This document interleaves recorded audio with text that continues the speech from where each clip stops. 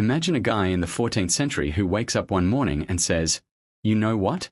I'm just gonna travel the whole world." No GPS, no airplane, no Google Translate, just a camel and confidence. That guy was Ibn Battuta, the Moroccan traveler who left home at 21 for a short pilgrimage and accidentally turned it into a 30-year world tour. He covered over 73,000 miles, met kings, scholars, pirates, and probably a few people who thought he was lost. In other words, he was the original influencer, before Instagram, before vlogs, before hashtags. Ibn Battuta was born in 1304, in Tangier, a vibrant port city full of traders, sailors, and the smell of spices and adventure.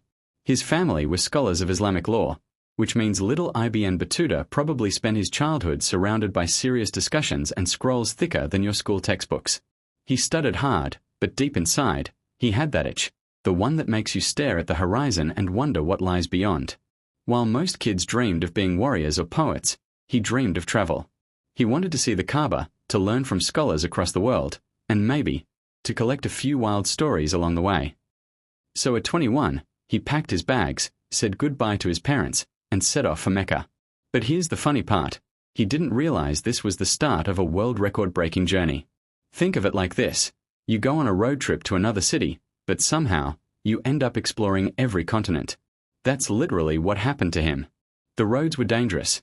There were bandits, diseases, and sandstorms. But he was determined. He once wrote that he cried when leaving home, but his tears dried quickly when the desert wind hit him in the face. That's how travelers are born, half dreamers, half crazy. After months of travel, he reached Cairo, the beating heart of medieval civilization. He described it as the most magnificent city in the world, crowded, colorful, and full of knowledge. He visited mosques, studied with scholars, and joined caravans heading to Mecca. Along the way, he crossed through Palestine and Syria, where he marveled at the architecture and the devotion of the people. And yes, he finally reached Mecca and performed the Hajj, his original goal. But instead of returning home, he thought, I've come this far. Why stop now? Classic traveler logic. One trip leads to another, and suddenly you're on your 10th passport, except he didn't even have one. After visiting Iraq, Persia, and Yemen, Ibn Battuta sailed towards India, the land of kings, elephants, and curry that could probably melt armor. He joined the court of Sultan Muhammad bin Tuluk, a ruler known for being brilliant, but also, let's say, a little unpredictable. Imagine a boss who one day gives you gold, and the next day forgets your name. That was Tuluk. Still, Ibn Battuta impressed him and became a judge in Delhi. He lived like a royal for a while. Nice clothes, big house, fancy dinners. But working for the Sultan was like playing with fire. One small mistake, and you might be promoted, or punished. He wrote that his heart would pound every time the Sultan called him. Is this for reward, or execution? Talk about job stress. Eventually, Ibn Battuta got tired of Indian politics, who wouldn't, and decided to travel again. He sailed to the Maldives, where he became a judge again. The man couldn't stop judging people. Scales hash. But the Maldivians were too chill. They didn't want strict laws. They just wanted to fish, surf, and relax. He tried enforcing discipline, and the locals basically said, "Take it easy, judge." He even got married there, not once, but multiple times.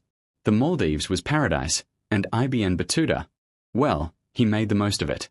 Let's just say his travel diary turned into a bit of a romantic adventure. After that, he sailed through Sumatra, Java, and reached China, one of the few travelers of his time to ever do so. He marveled at their cities, paper money, and how organized everything was. He described Chinese ships as floating palaces. He even joked that they were so big, they could carry entire markets on board. Imagine a medieval shopping mall, on water. But not every journey went smoothly. He was robbed several times, caught in storms, and once even shipwrecked, losing all his belongings in the sea. He said, "I had nothing left but my life and my faith." Basically, every traveler's nightmare. Your luggage goes missing, your wallet's gone, and you're stuck in a strange land. In one region, he accidentally offended a ruler due to a language mix-up. Imagine trying to be polite and accidentally insulting the king's cousin. Yeah, not fun. But somehow, Ibn Battuta always managed to talk, or charm, his way out. After nearly 3 decades of adventure, Ibn Battuta finally returned to his hometown, Tangier. He had seen more of the world than almost anyone in history. His family and friends were shocked. They thought he was long gone. He walked into Tangier like a legend, with stories from the corners of the earth, deserts, jungles, cities, and kings. It's like your friend coming back from a trip and saying, "Oh yeah, I met the Emperor of China, by the way." When he returned, the Sultan of Morocco ordered a scholar named Ibn Battuta to record all his adventures. That's how The Journey, was born. It became one of the most fascinating travel books ever written, full of geography, culture, humor, and lessons. Reading it feels like listening to the world's greatest storyteller sitting by a campfire. Every page has something wild, from whales to warriors, palaces to pirates. In his final years, Ibn Battuta settled down in Morocco as a teacher and judge, a calm ending after a life of storms and surprises. He passed away around 1369, but his legacy lives on. He showed that curiosity, courage, and faith can take a person farther than they ever dreamed. He didn't travel for fame or money. He traveled to learn, to connect, and to understand. And honestly, that's what makes him legendary.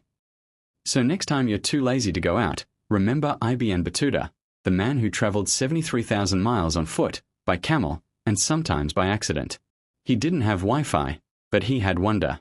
He didn't post pictures, but he painted the world with words. And he proved one thing: adventure doesn't need technology. It just needs curiosity and courage. So, what's stopping you from exploring your own journey? Thanks for watching. And remember, if your GPS ever fails, just say, "I'm taking the Ibn Battuta route."